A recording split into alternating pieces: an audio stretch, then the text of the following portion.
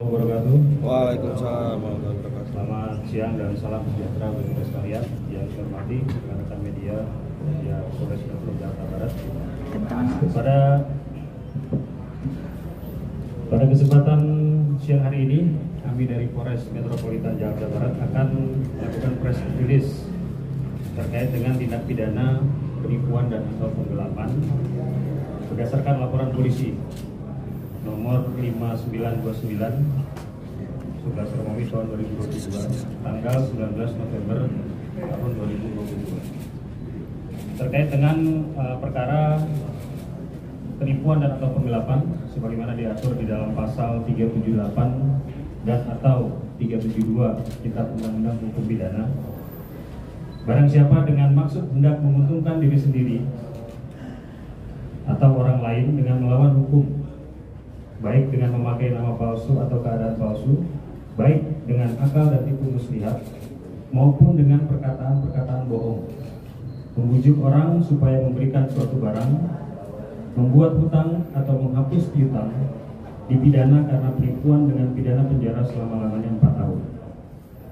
Kemudian barang siapa dengan sengaja dan melawan hukum memiliki barang yang sama sekali atau sebagian kepunyaan orang lain, dan barang itu dalam penguasaannya bukan karena kejahatan, dipidana karena penggelapan dengan pidana penjara selama-lamanya 4 tahun.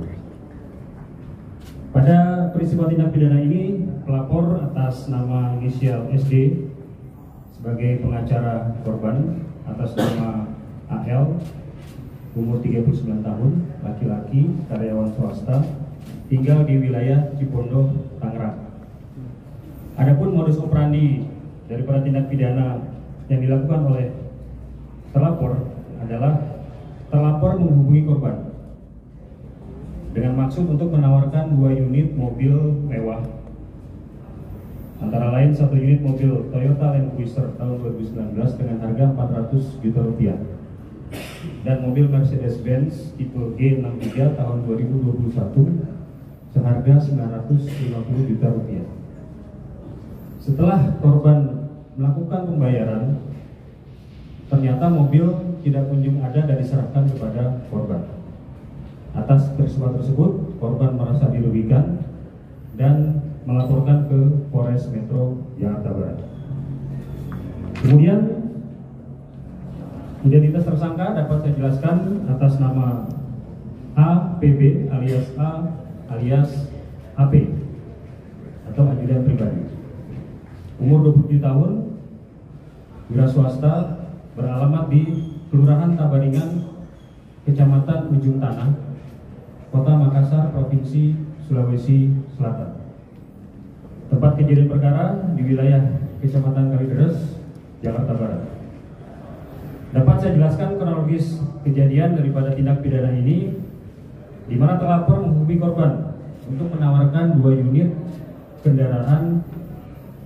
Yang pertama Toyota Land Cruiser tahun 2019 seharga 400 juta rupiah dan mobil Mercedes-Benz tahun 2021 seharga 950 juta rupiah. Peristiwa ini terjadi pada tanggal 2 Desember 2021.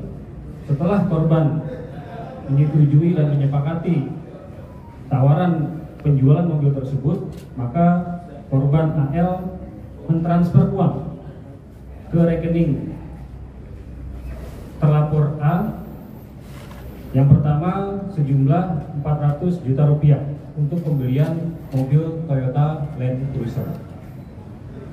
Kemudian korban AL juga melakukan transfer yang kedua itu pada tanggal 6 Desember 2021 sebesar 750 juta rupiah untuk pembelian mobil Mercedes-Benz. Sisanya sebesar 200 juta rupiah ditransfer pada tanggal 14 Desember 2021. Seiring perjalanan waktu, kendaraan yang dijanjikan oleh terlapor ini tidak kunjung datang dan tidak kunjung diserahkan kepada korban. Kemudian korban melakukan melalui pengacaranya melayangkan somasi sebanyak 2 kali kepada terlapor, namun tidak ada tanggapan dari terlapor A.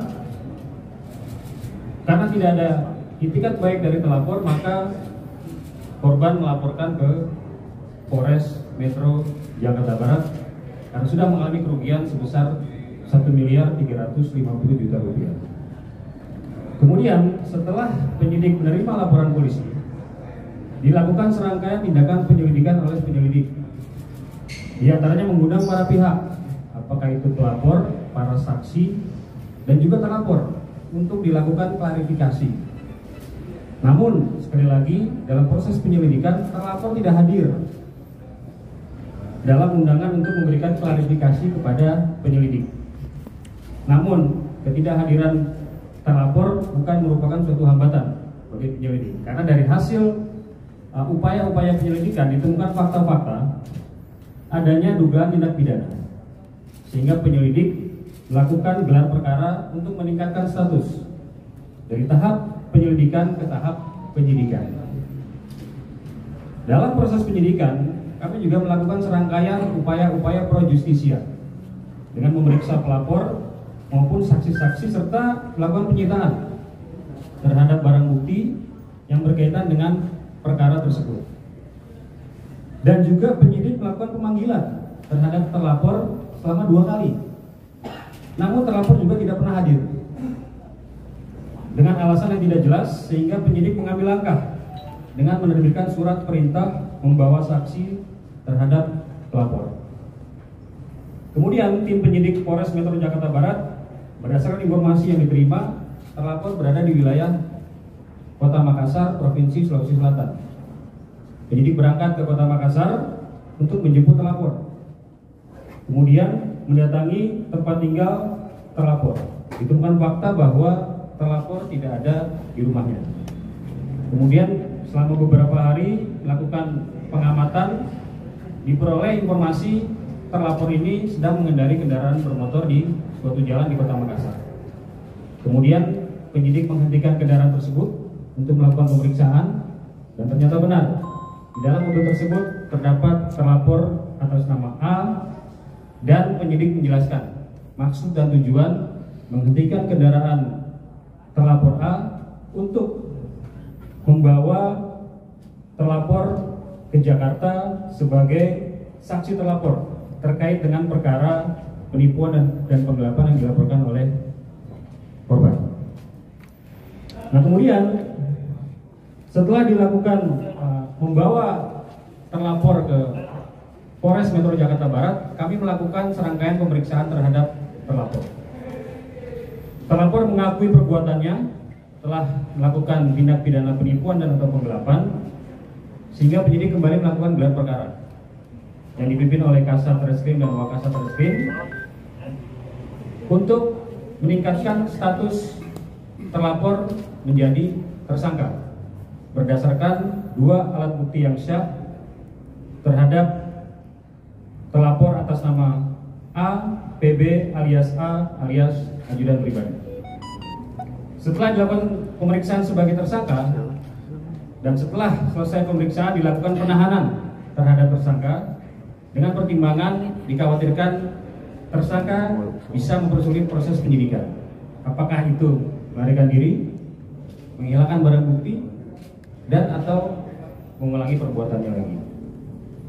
Barang bukti yang kita amankan, yang pertama ada tangkapan layar percakapan di handphone, kemudian juga ada printout mutasi rekening, kemudian juga ada bukti transfer, dan juga foto kendaraan yang tadi sudah kita informasikan.